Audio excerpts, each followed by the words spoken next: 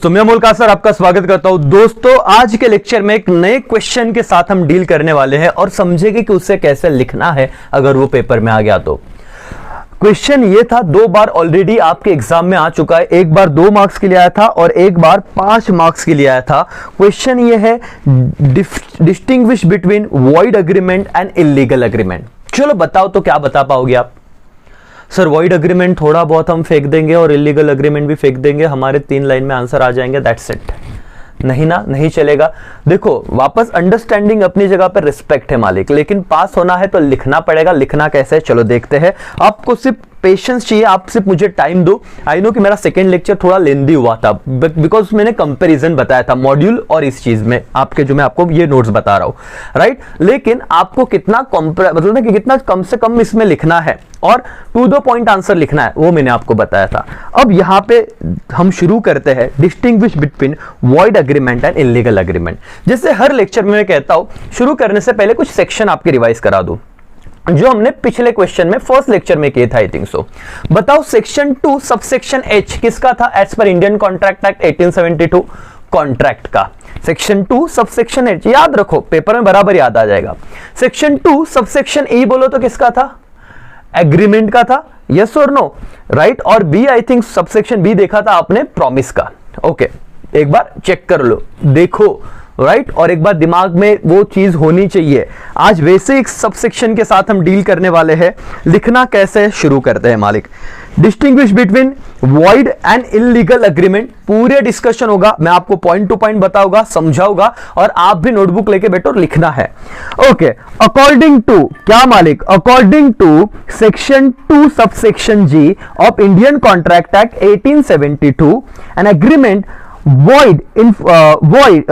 agreement is not enforceable by law is void। पहला point हो गया। चलो मेरे साथ बोलो, एवरीबॉडी मेरे साथ बोलना है। ये चीज, ये सेशन 10-1 मिनट के रहेंगे, लेकिन ये क्वेश्चन मेरे साथ होना ही चाहिए। As per section 2 subsection G, everybody repeat, as per section 2 subsection G of the Indian contract act 1872, an agreement not enforceable by law, it is called void।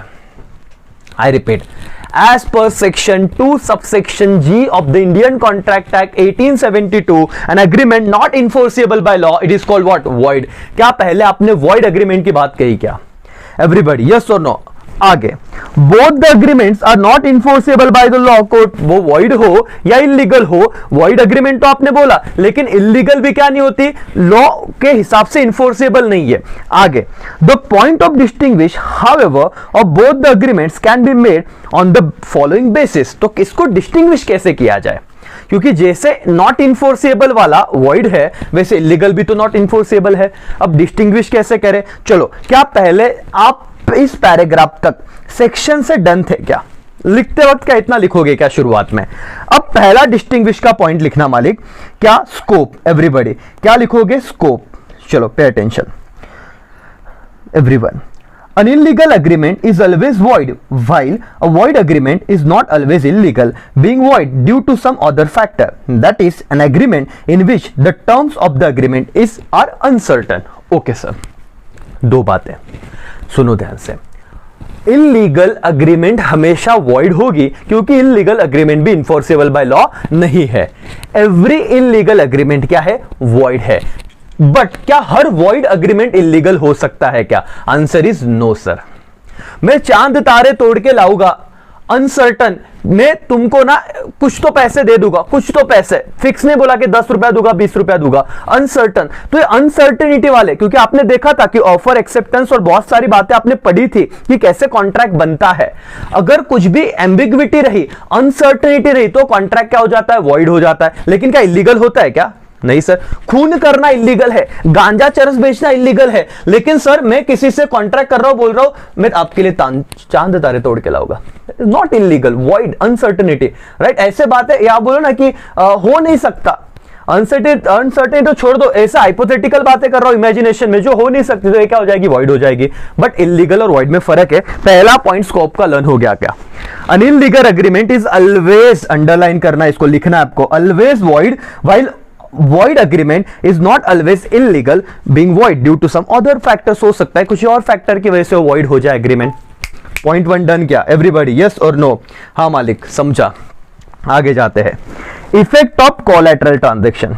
Collateral मतलब क्या, ए और बी के बीच में तो हो ही रहा है ट्रांजैक्शन, लेकिन उस ट्रांजैक्शन से रिलेटेड मतलब मेरे को ए का मर्डर करना है, मैं भी हूं, मुझे ए का मर्डर करना है। अब मैंने क्या सी से क्या खरीदा, नाइफ वगैरह खरीदे मैंने, और सी को पता था वो स्पेशली इसी चीज में डील कर रहा है, किसी को मर्डर करना है, कुछ किधर बोलते ना कि लूट करना है, तो वो प्रोवाइड करता था। तो इस ट्रांजेक्शन में मैं ए और बी तो इन्वॉल्व है, बट थर्ड पार्टी भी इन्वॉल्व है। तो हमारा एक ट्रांजेक्शन और कोलैटरल ट्रांजेक्शन किससे, जिससे मैंने नाइफ खरीदा। ध्यान दो, if an agreement is merely void and not illegal, the collateral transaction to the agreement may be enforced for execution, but collateral transaction of an illegal agreement cannot be enforced since they are also declared to be illegal। तो याद रखो मालिक, simple word में बताता हूं, void transaction के, void agreement के collateral transaction हो सकते हैं लीगल हो और वैलिड हो, एग्जीक्यूशन उनका हो सकता है। लेकिन इलीगल एग्रीमेंट में जो भी कोलैटरल ट्रांजैक्शन आते हैं, जिसे आप बाइफरकेट नहीं कर सकते, कितना पार्ट सही है कितना पार्ट गलत है, वो हमेशा क्या रहेगा, इलीगल रहेगा। आई रिपीट, कोलैटरल ट्रांजैक्शन समझ रहे हैं आपको, एक पर्टिकुलर टास्क खत्म करने में किसी तीसरे पार्टी का भी इन्वॉल्वमेंट है या कोई और चीज भी आई है उसको कंप्लीशन में, बट वॉइड में हो सकता है उसका मैं वैलिड पकड़ू उस अलग पार्ट को, कोलैटरल ट्रांजैक्शन को, लेकिन इलीगल में अगर जिसको मैं डिस्टिंग्विश नहीं कर सकता, हमेशा क्या रहेगा, इलीगल ही रहेगा उसका कोलैटरल ट्रांजैक्शन भी। समझा, effect of collateral transaction, void का एग्जीक्यूट कर सकते, इन्फोर्सेबल बाय लॉ हो सकता है, इलीगल का कोलैटरल भी इलीगल रहेगा।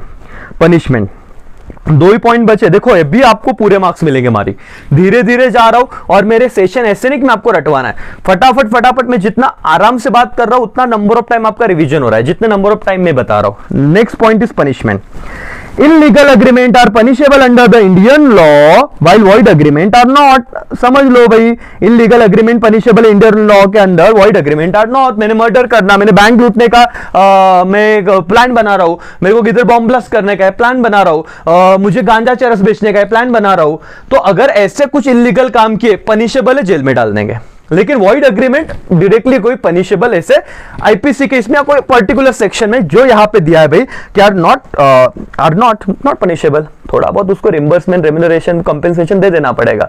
बट अगर मैं हार्श पनिशमेंट की बात करूं, कहां पे होगा, इलीगल में। नाउ वॉइड अब इनिशियो मतलब क्या, मैं लर्न भी करा के दूंगा, लास्ट तक देखना। वॉइड अब इनिशियो मतलब शुरुआत से ही वॉइड, बच्चा मतलब ऐसे समझो कि राजा कि वो स्टार्ट होते ही खराब था, लेकिन वॉइड एग्रीमेंट हो सकता है शुरुआत में वैलिड था, बाद में जाके वॉइड बना। सर ये नहीं समझा, आपको बताता हूं, धुनो लिखने का तरीका समझ लो।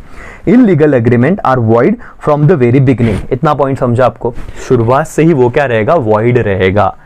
एवरी इलीगल एग्रीमेंट क्या होता है, वॉइड होता है, क्योंकि इन्फोर्सेबल बाय लॉ नहीं है, इसलिए आपने क्या लिखा, illegal agreement are void from the very beginning, उसको नाम क्या है, वॉइड अब इनिशियो। बट लेकिन some time void agreement are not, some time बोला है, हो सकता है स्टार्टिंग से भी रहे, लेकिन डिस्टिंग्विश लिखना है तो हम ऐसे पॉइंट बना रहे हैं। Some time void agreement are not, sometime a valid contract may be subsequently void, for example doctrine of supervening impossibility में apply। जैसे कि क्या हुआ, मैंने आपको कहा कि मैं आपको 10 दिन बाद 100 टन शुगर सप्लाई करूंगा, शुगर कैन मेरे फैक्ट्री में है और मेरी फैक्ट्री को आग लग गई, तो फैक्ट्री को आग लग गई तो ऐसी चीज थी कि मेरे हाथ में तो थी नहीं, और ना अब मैं आपको 100 टन शुगर सप्लाई कर पाऊंगा, तो अब ये क्या हो गया, वॉइड एग्रीमेंट हो गया, मतलब वॉइड हो गया। समझ में आ रहा है आपको, तो स्टार्टिंग में जब बना तब वैलिड था, बाद में क्या हो गया, वॉइड हो गया। 4 पॉइंट मैंने बताया दोस्तों, 4 मार्क्स और 2 मार्क्स का सवाल है। पहले तो मुझे बताओ distinguish between void agreement and illegal agreement. Lecture देखने के पहले आपको 2 पॉइंट कैसे तो भी आ रहे थे, अब सबसे पहले आप बताओगे सेक्शन क्या, सेक्शन 2 सबसेक्शन जी वॉइड एग्रीमेंट के बारे में बात करता है। वॉइड और इलीगल दोनों ही but obvious not enforceable by law है। पहला पॉइंट आप बोलते हो स्कोप का, स्कोप में क्या लिखोगे, देखो मैं यहां पे कुछ अल्फाबेट लिख रहा हूं, मेरे साथ ही लर्न हो जाना चाहिए क्योंकि पेपर में आने के चांसेस है। S for scope, all illegal agreements are void, बराबर, बट ऑल वॉइड एग्रीमेंट आप नहीं बोल सकते कि वो इलीगल ही है। पहला point done. Effect of collateral लिखो, कोलैटरल में लिखना इफेक्ट ऑफ क्या, सी से कोलैटरल। कोलैटरल का क्या, इलीगल एग्रीमेंट के सारे कोलैटरल ट्रांजैक्शन भी क्या रहते हैं, इलीगल रहते हैं, बात खत्म। इलीगल के सारे कोलैटरल भी क्या रहते हैं, इलीगल रहते हैं, अगर हम उसे बाइफरकेट नहीं कर पाए सही गलत में तो। लेकिन वॉइड एग्रीमेंट के हो सकते हैं कोलैटरल ट्रांजैक्शन वैलिड हो, जो एग्जीक्यूट हो सकते हैं, that's it. Punishment, illegal agreement को हार्श पनिशमेंट है, यहां पे नहीं है। Void ab initio, illegal agreement starting से ही वॉइड होता है, बट हो सकता है, इट मे बी पॉसिबल कि कुछ एग्रीमेंट्स पहले वैलिड हो और बाद में अनसर्टेनिटी की वजह से या कुछ प्रॉब्लम की वजह से वॉइड हो जाए, दैट्स इट। आपके 4 पॉइंट खत्म। स्कोप, इफेक्ट, पनिशमेंट और क्या, void ab initio. Shape we, कुछ तो नाम बन रहा है देखो, सेप वी, एवरीबॉडी पे अटेंशन, यहां पे ध्यान दो, मेरे साथ खत्म ही करो इसको। स्कोप, इफेक्ट ऑफ क्या था आपके, कोलैटरल ट्रांजैक्शन, पी से क्या था, पी से पनिशमेंट, और वी से क्या था, वी से बोलो ना एवरीबॉडी, अरे देखो यहां पे राजा, वी से क्या था, वॉइड अब इनिशियो, एवरीबॉडी चलो 4 पॉइंट बोलो मेरे को, सबके लर्न हो गए क्या। Scope, effect of collateral, P for punishment, we say void ab initio, everybody 4 point distinguish के, void agreement versus illegal agreement. S से क्या था, एस से क्या था, अरे सर सेक्शन तो बोलो हमारी, section 2 subsection G, okay, as per Indian contract act 1872। S से स्कोप, ई से effect of what, collateral transaction, किसका इलीगल रहेगा, इलीगल एग्रीमेंट का, किसका हो सकता है वैलिड हो, वॉइड का। पनिशमेंट इलीगल में हार्श है। उसके बाद void ab initio, illegal agreement शुरुआत से ही वॉइड है, हो सकता है पहले वॉइड हो बाद में वैलिड हो। खत्म मालिक, ये रहा आंसर, आप स्क्रीनशॉट निकाल सकते हो, पढ़ सकते हो, और मैं टेलीग्राम पे सेंड भी कर दूंगा। चलो यहाँ पे रुकता हूँ, थैंक यू सो मच दोस्तों, आपने देखा, पूरे लेक्चर देखा करो, अपने दोस्तों के साथ शेयर करो, बोलो एक बार पूरा देखो मालिक। बाद में का और अभी का फर्क आपके सामने पड़ा है, पहले 2 पॉइंट आ रहे थे और आप खुद बताओ, आप चेकर होते और पहले आंसर लिखते तो मार्क्स देते क्या, और अब अगर आप इतना इसमें से 70% तो लिख पाओगे, यही खासियत है। चलो बाय बाय, टेक केयर, जय हिंद, जय भारत।